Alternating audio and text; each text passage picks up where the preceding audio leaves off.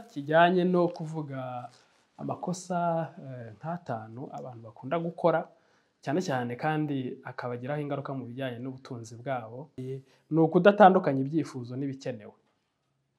Mu byumve neza, umuntu yatabasha gutandukanya ibyifuzo n'ibikenewe, igihe icyo ari cyo cyose ibyifuzo bye bije nibyo ahita ashyira imbere. Dushatse nk'urugero, ushobora kureba priority ikintu icyari gikenewe ni iki. Ushobora gusanga wowe wari ukeneye kwishyura minerivare yo ku ishuri kuruta gusohoka. Wasanga wari ukeneye kugura wenda inkweto bitewe n'akazi ukora kuruta kugura wenda isaha cyangwa se ariko ibyo ni ibintu byoroshye. Ariko ushobora gusanga nanone wari ukeneye gukoresha amafaranga make.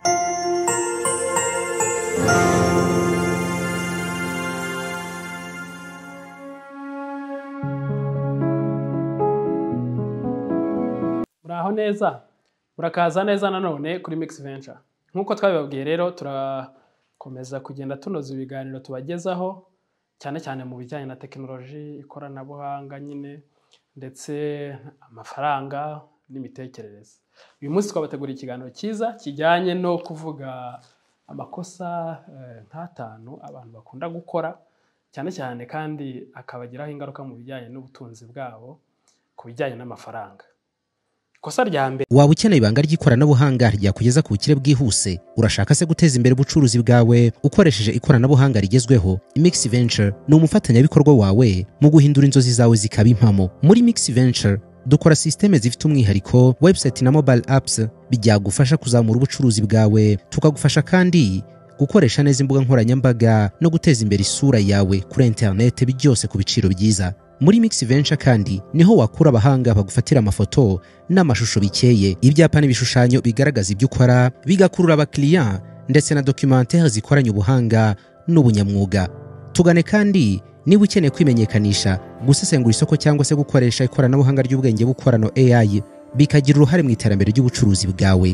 Ibirenze kuri ibyo ngibyo, dufasha kubaka ubunyamwuga, dutanga amahugurwa afasha ikipe yawe gutsinda. Ngaho rero fata icyemezo, uze dufatanye guteza imbere ubucuruzi bwawe. Ukeneye ibindi bisobanuro wadusanga kuri website yacu, ukaduhamagara cyangwa ukatwandikira kuri address ubona kuri screen yawe.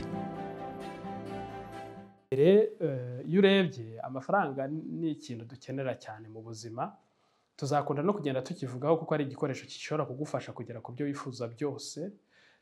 Ibyo wifuza byose, ariko iyo tubivuze tuvuga ibigurwa kuko hari n'ibitagurwa nk'uko twabibonye mu bundi bukire. Nko kugura emotional intelligence biragoye, kubasha kugenzura amarangamutima nyine yawe ngo ubigure ugire amahoro yo mu mutima, ugire amahoro y'inshuti zawe, biterwa n'uburyo wabanye nabo. Ushobora no kubaha amafaranga ngo mukundane ariko ntibibashe kugenda neza kubera yuko uburyo wabitwayeho, uburyo wayabahayemo, bakumva bayarutisha kuba bifite amahoro yo mu mutima no kubaho utagufite kubera yuko ubabangamiye kurusha kubafasha. Muri urwo rwego rero twarebye amakosa atanu natwe tuba turimo twiga kugira ngo tubashe gukomeza kugira ubumenyi. Ikosa rya mbere ni kudateganya no kutagira ingengo y'imari, icyo bita budgeting.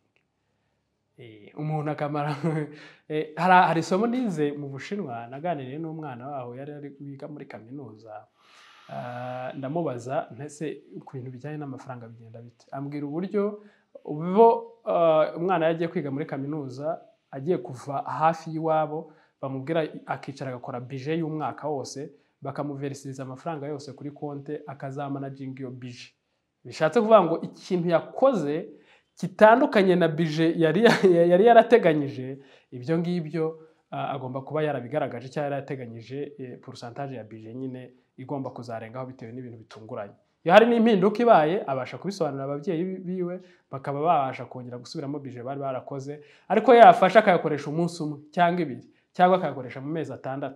Kuguza umubyeyi wawe bijya kumera nko kumukubita, kuko n'ubundi kumukubita hano iwacu kubera yuko natwe umuco wo gukubita umubyeyi ni ikintu gisebetse, bega ni ikintu giteye isoni ku rwego rwo hejuru.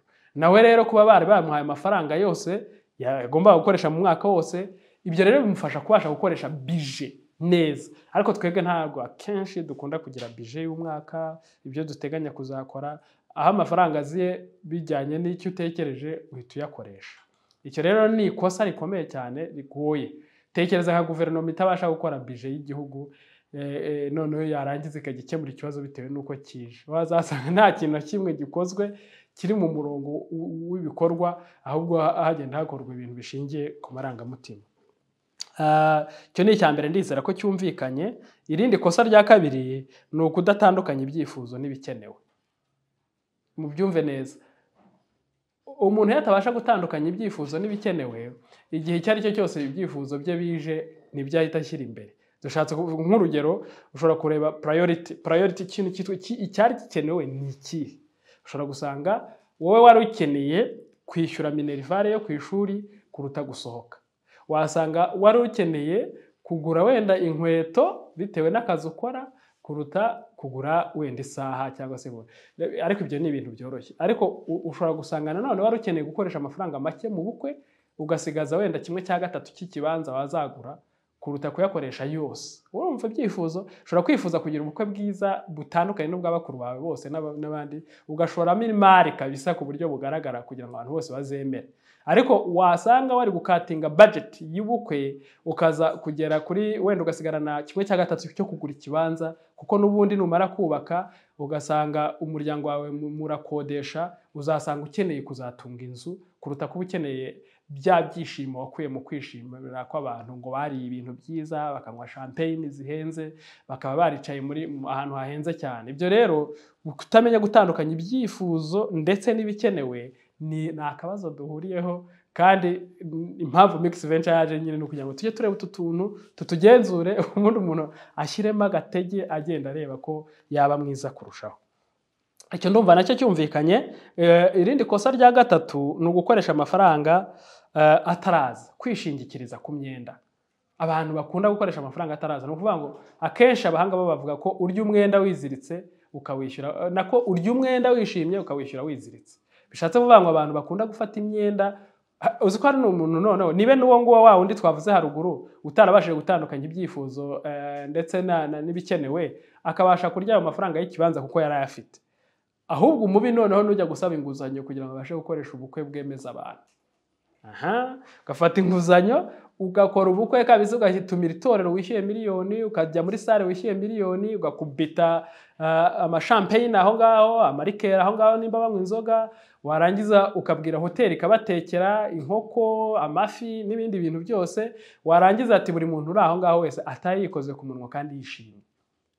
Wasabye inguzanyo, muri kuyirya neza, ibyo byishimo wagurumanye rwose, uravuga ati ubu bukwe nta handi bwabaye ku isi, urashaka gukoresha rwose uburutu bw'abandi bose, warangiza noneho ugatangira kujya kwishyura ya nguzanyo. Rero wishyura ibyo abagenzi bawe bariye bose n'abatumirwa bose, nta n'umwe wabwira ati burya bya bintu noneho twaryaga ndabona kubyishyura bitangiye kugorana mwantabara. Icyo gihe batangira kukuvuga ati bwa bukwe yakoresheje, atuzi ko bamutereje inzu, bamutereje ikintu iki n'iki.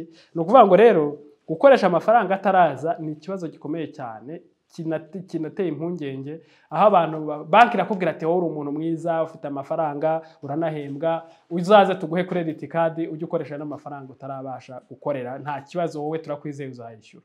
Ariko iyo myitwarire baba bakuremamo nibazanira inyungu kuruta ukwigusenya, ikagusenya cyane wowe, ku buryo ubasha kurya ejo hazaza hawe utarahagera, ukahagera nyine ugikeneye kurya. Nicyo kibazo. Yaba wakoraga ubukwe nyine ugategura ibyo bintu byose mukabirira rimwe, ukazamara nk'umwaka wenda utongeye gukenera kurya cyangwa se kubaho neza nk'uko wabayeho. Bishobotse gutyo, ako kantu ko nakugira inama ugakora, ariko murasohoka nta nubwo umara iminsi 2 utarabasha gushaka ibyiza nka bya bindi, kandi uba waranagiye wizamura kuri standard y'ubuzima utabashije kubaho.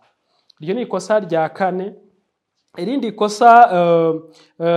ikosa rya kane ni ukutagira ubwizigame cyangwa saving. Ikosa rya kane kutagira ubwizigame. Ni ukuvuga ngo twabonye yuko usanga baradushishikarije gutanga icya 10 mu maturo, gutura ku byo twinjije, ariko ntago bigeze batwigisha kwihemba natwe ubwacu. Ugasanga wahembye urusengero usengamo 1/10 cy'umushahara wawe cyangwa cy'ibyo winjije, uhembye landlord, uhembye ukuzanira ibyo kurya, uhembye abo bose, ariko wowe wajya kwireba ugasanga nta kintu wihembye. Iryo kosa rero ntago dukunda kubyibazaho ngo turebe saving dufite. Ubwo rero birasaba yuko umuntu wari wese uri aha ngaha ukurikirana Mix Venture yahindura iyi myitwarire akumva ko ari ikosa atazakomeza gukora, kuko iyo usevingiye wowe ubwawe ushobora kwisevingira mu buryo buziguye cyangwa uburyo butaziguye. Mu buryo buziguye ni igihe wagabanyije wakatinze ama expenses, cyangwa nk'urugero nimba waraguraga ikiro cy'umuceri ukagura ikiro cy'umuceri ukwezi kugashira kuri butiki, uguza agafuka k'umuceri hari amafaranga runaka usevinga, ubwo n'uburyo buri indirect. Cyangwa se ugakatuza mu byo waguraga bakagira icyo bagukaturira, n'uburyo buri indirect bwo kwinjiza amafaranga mu buryo nyine wowe ahantu utanabiteganyaga, ariko yicase gusevinga nyine byanze bikunze ubana. Kosa rya gatanu ari naryo rya nyuma ni ukudashora amafaranga ngo abyara yandi. Umuntu ukorera amafaranga cyangwa se winjiza amafaranga akaba atateganya uburyo yayashora ngo azabyara andi, ni ukuvuga ngo abe yizeye ko aya mafaranga yashora kumutunga ubuzima bwe bwose, kandi yizeye n'aho azava ko azahoraho iteka. Bishatse kuvuga ngo n'umukozi uhembwa umushahara nawe aba ari muri business, ahubwo umukiriya afite ni umukoresha. Iyo umukoresha amuhagaritse business ibihagaze. Bishatse kuvuga ngo rero twirinde ikosa ryo kuvuga ngo amafaranga azahoraza, ahubwo turebe ayo twabonye twasevinze tushake uburyo yabyara yandi. Reka mbasubiremo aya makosa uko ari 5, ubundi buri wese agenda yazirikana, tugende twirinda kuyagwamo. Irya mbere ni ukudateganya no kutagira ingengo y'imari nk'uko twabibonye, ugahora ukora ibije byose. Irya kabiri ni ukudatandukanya ibyifuzo n'ibikenewe. Ushobora gusanga ufite ubukwe n'urugero rwiza natanze, ugashaka kubushoramo amafaranga menshi cyane kugira ngo wemeze abantu, ariko icyo wari ukeneye ari kugira ngo uzagure ikibanza muzabasha kubakamo inzu muzabamo. Ubwo rero igikenewe ni uko ugura ikibanza kuruta gukora ubukwe bw'igitangaza. Ikindi ni ugukoresha amafaranga ataraza, kurirayinga ku nguzanyo, guhora wumva wishingikirije inguzanyo, kubera yuko baramutse baguhagarikiye aho amafaranga yaturukaga usanga uri muri minus aho kugira ngo nibura uri kuri 0. Ikindi ni ukutagira ubwizigame saving. Ikindi ni ukudashora amafaranga ngo abyarande. Murakoze cyane, ndizera yuko iri somo ribafashije. Aya masomo uko ari 5 agenda tubangamira cyangwa se ahura n'ibibazo duhura nabyo, muyirinde, mukomeze mushakisha ubuzima n'ubwenge bubafasha kugira ngo dukomeze kugera kuri byinshi byiza, kandi ubuzima bwacu bube bwiza kurushaho. Mwakoze kudukurikirana, turabakunda cyane, tuzakomeza kugenda tubagezaho ibiganiro byiza bibahindura ubuzima kandi bikabasigira amasomo azakomeza kugenda bafasha. Mugire ibihe byiza.